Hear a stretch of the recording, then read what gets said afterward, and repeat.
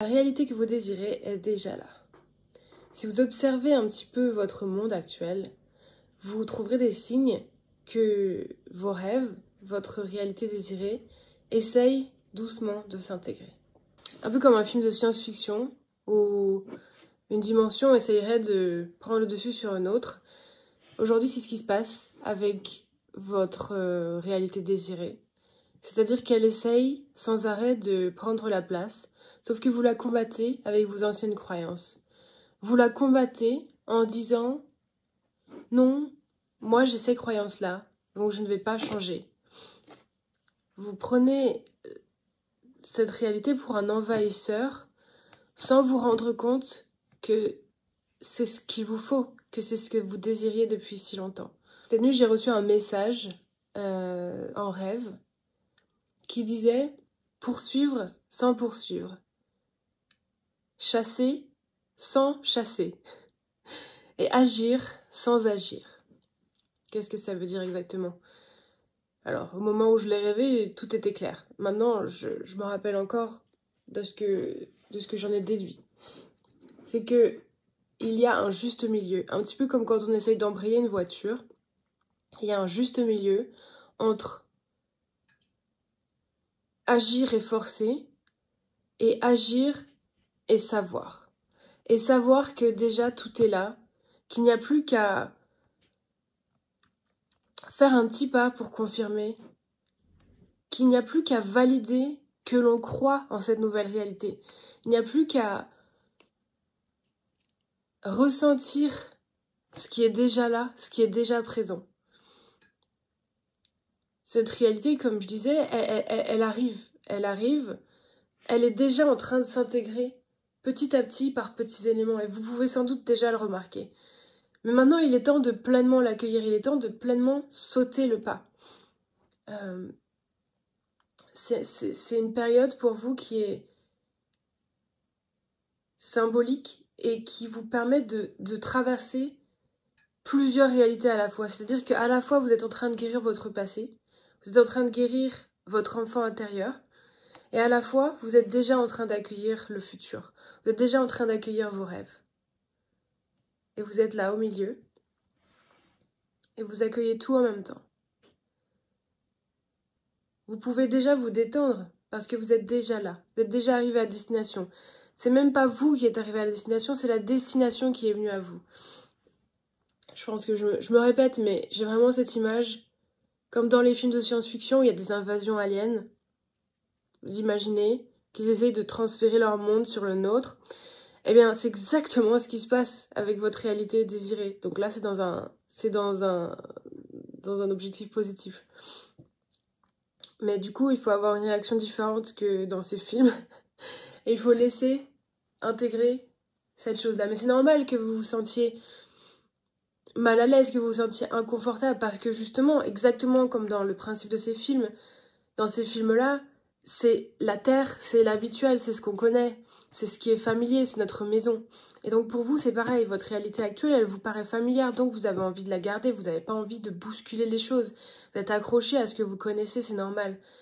Mais c'est déjà en train d'arriver de toute façon. Peu importe ce que vous faites, ça arrivera. Donc, il est temps d'accueillir et d'ouvrir les yeux, de vous réveiller sur ce qui est en train d'arriver, de ce qui est en train de se passer réellement. Le message de mon rêve, agir sans agir, poursuivre sans poursuivre, c'est, pour l'expliquer plus clairement, je pense que c'est en rapport avec le fait de continuer à désirer tout en pratiquant le détachement. C'est le fait de savoir ce qu'on veut, de toujours viser, mais sans courir et essayer de forcer les choses et essayer de les attirer à nous comme ça de force. Sans forcer les choses, c'est-à-dire que voilà, les choses viennent à vous, littéralement sous forme d'un chat. Kuro a tendance à faire des choses très symboliques pendant mes vidéos. Dans une des dernières vidéos, il est parti de la pièce quand je disais qu'il était temps de lâcher prise du passé. Oui, génial.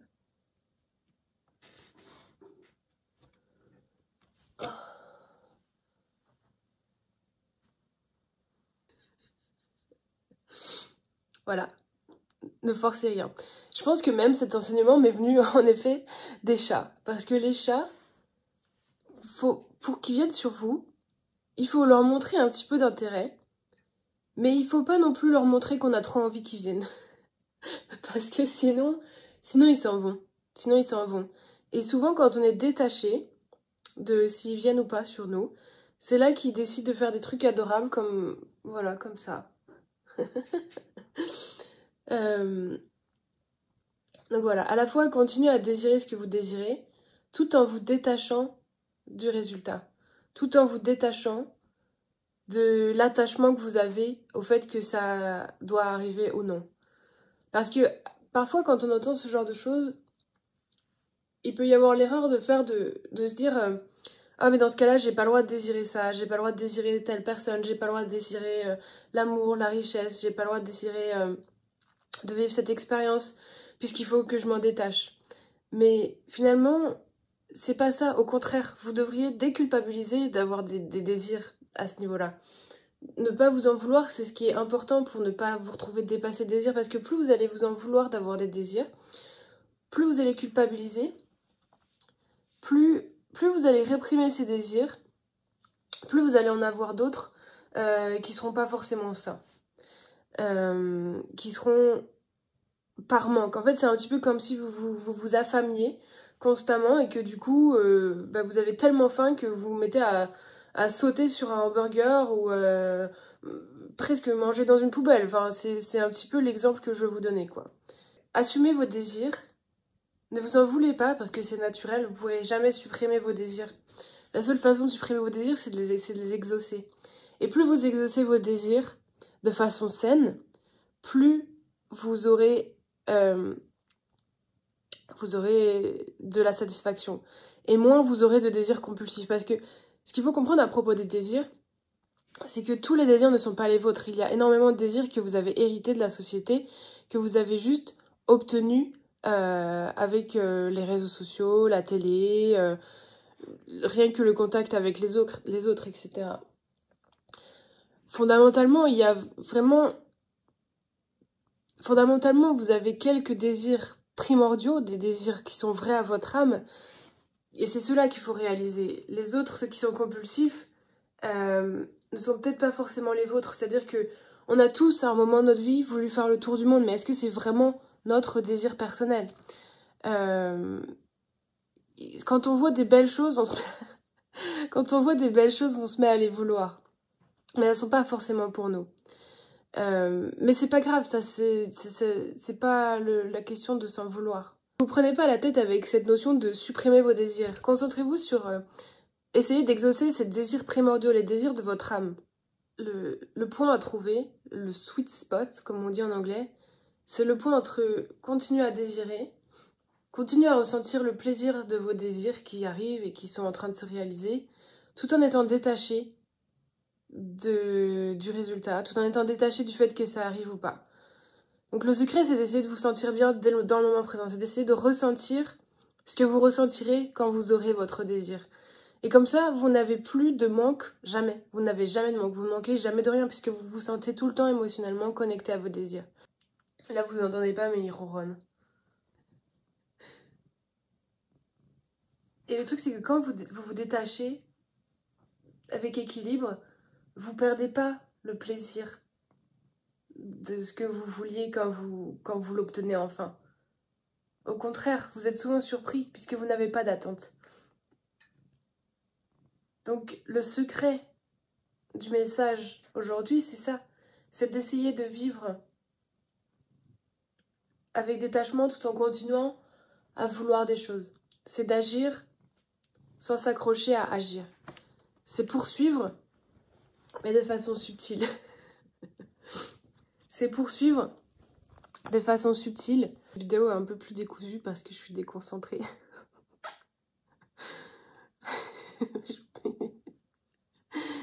C'est un moment très émotionnel. C'est une période assez émotionnelle.